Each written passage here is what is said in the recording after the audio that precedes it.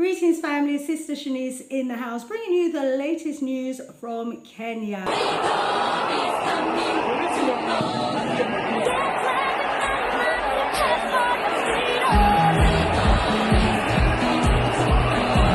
Yes, there have been massive RUTO Must Go demonstrations happening in Kenya. Tens of thousands of young people took to the streets in Kenya in protest against their government under the leadership of William Ruto. Protesters were heard chanting, "RUTO must go, RUTO must go." Smooth talking William Ruto was unable to dose the anger that was being expressed by the young people and from the opposition in Parliament as well.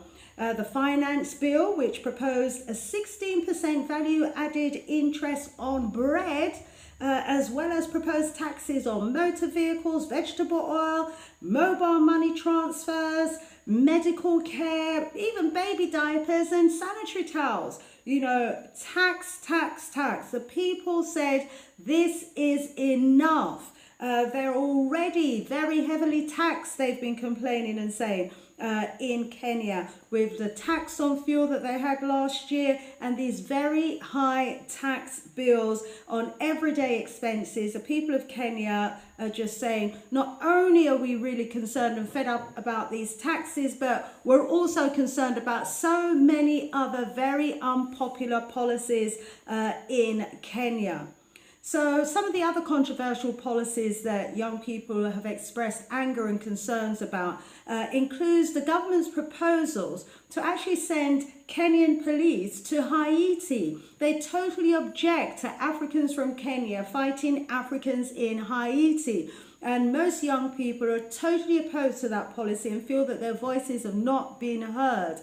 There's also the Kenyan digital transformation agenda that has caused a lot of controversy in the country. The proposal is to launch an ambitious experimental digital ID system, a biometric passport system, to about 32 million Kenyans over the next 2 years. This is not something that Kenyans say they actually signed up to. There's also the recent scare about newborn babies in Kenya being implanted with microchips. There's been a lot of effort to dispel this, but young people say there's no smoke without fire. And also the majority of Kenyans are totally opposed to the West imposing LGBT laws on them. And they don't want any changes to their constitution or their laws or any backpedaling by their government to introduce or to soften LGBT in Kenya. There's also huge concerns about the amount of time that their president, William Ruto, spends abroad. In fact, you know, there's a joke that he spends more time abroad than he does even in Kenya. Out there negotiating deals that many young Kenyans are very worried may well result in them having to foot the bill for future generations because they don't know the details of some of these deals that are being made.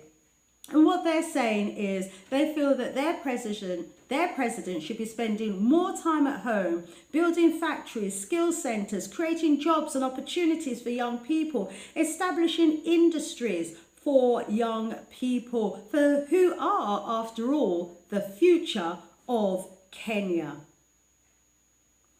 Another news coming out of Kenya as well, family, is the fact that a young man was actually shot by the police at the anti-RUTO demonstrations in Kenya.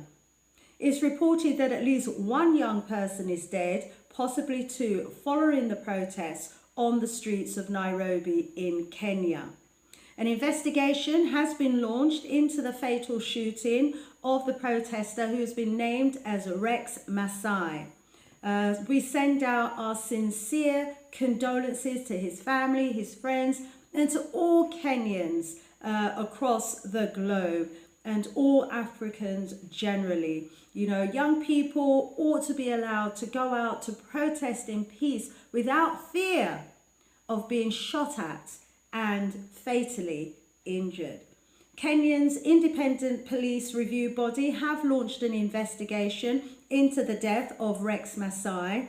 at these mass anti-RUTO Must Go demonstrations that happened in the capital of Nairobi in Kenya. And as news of the death actually spread, the incident sparked even more widespread anger and outrage against the police and also the government, who have already been severely criticised because over 200 demonstrators were reportedly arrested at a peaceful assembly outside the Parliament building of the capital a few days ago.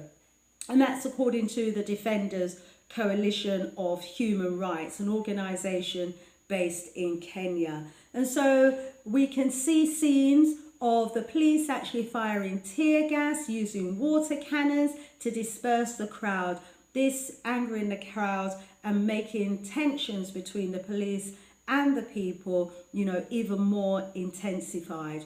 Well, we certainly hope that, the tens of thousands of young people that have poured onto the streets of Kenya do get heard and are listened to by their government and also members of Parliament.